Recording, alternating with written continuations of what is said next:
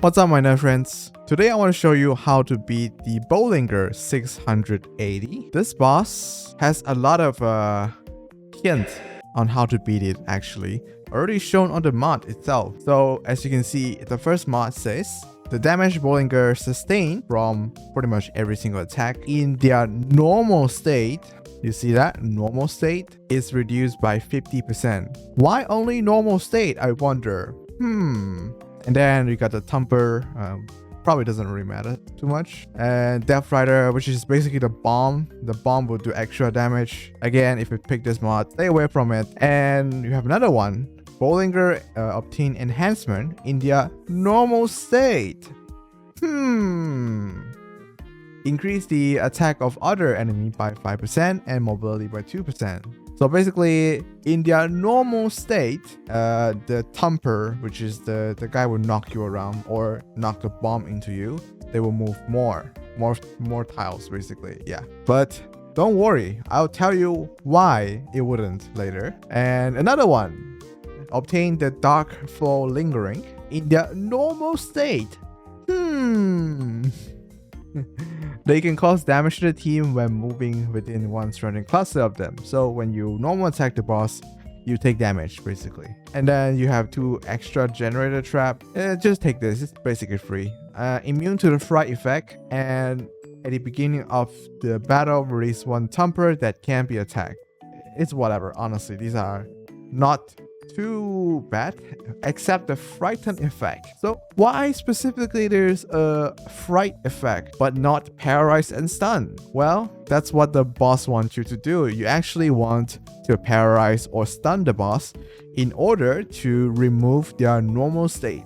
So in Alchemy Stars, there is 2 states. The normal state and the disabled state. I guess that's what they call it. So that is specifically when they are feared, or when they are paralyzed, or when they are stunned. And since you cannot fright the boss, you can only stun the boss or paralyze the boss. And there's exactly 4 units that can do this. Number 1 is what I'm going to use, which is Cordy. Cordy has 1 cooldown, paralyze and stun.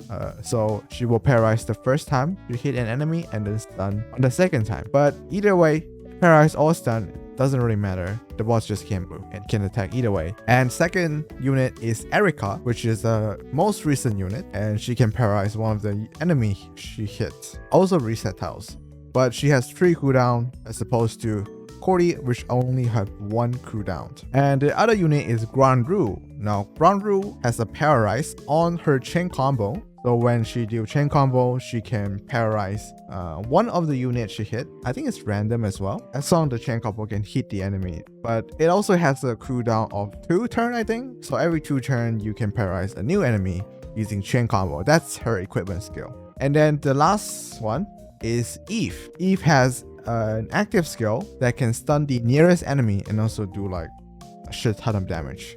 But her cooldown is 4.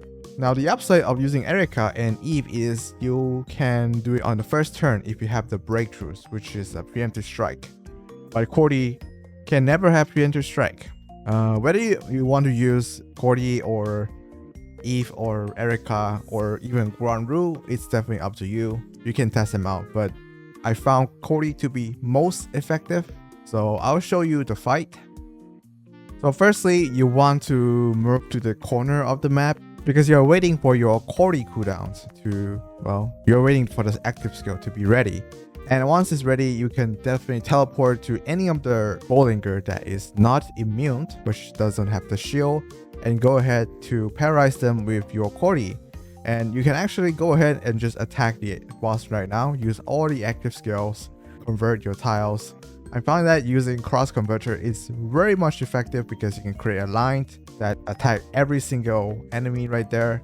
If you don't have maximum breakthrough cross converters, it's gonna be a little bit harder.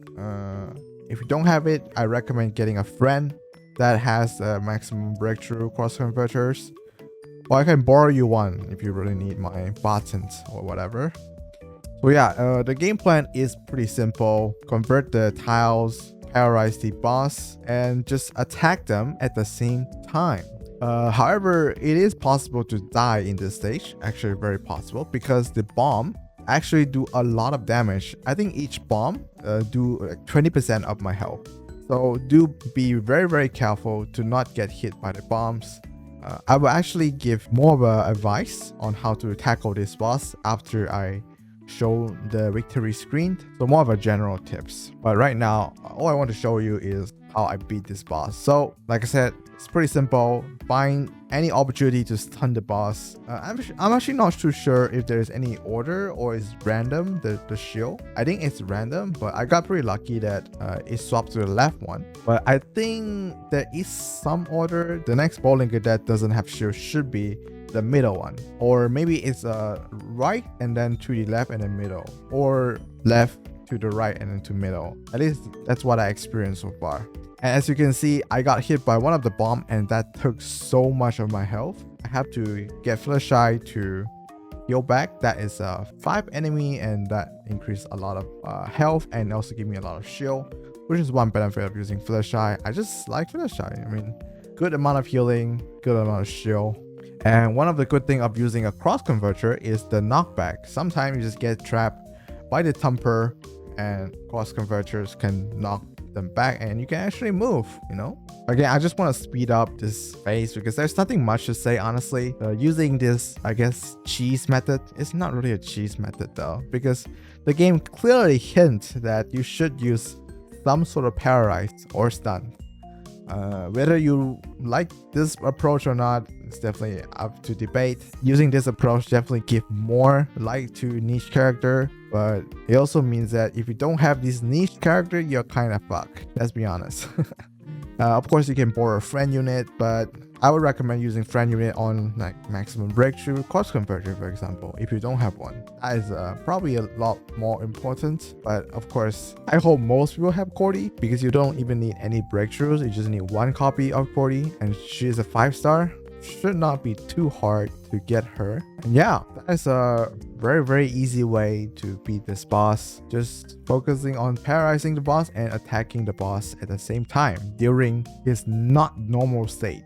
Alright, so now I'm going to give you some general advice. So first thing is I want you to understand how Bowlinger move. The first move he can do when he is on normal state, right, is summoning bombs. So the first turn is summoning bomb. The second turn is knockback. So during the knockback, I advise hiding in front of an thumper or hiding in front of the generator there, so you actually don't get knocked back to the edge of the map, because the edge of the map will be where all the bombs heading towards. And if you also getting knocked back to the edge of the map, you can get hit by tremendous damage and you might straight up just die. So do keep in mind on that. And the third turn will be the turn where the Bowlinger will launch bombs from the sky, and you can actually click on the boss to see where the bomb will land and see if the bomb will hit you or not. Honestly, that move is kind of hard to avoid, so if you can avoid, definitely try it. And about the thumper, kill them if possible, but it's pretty hard to kill them, honestly,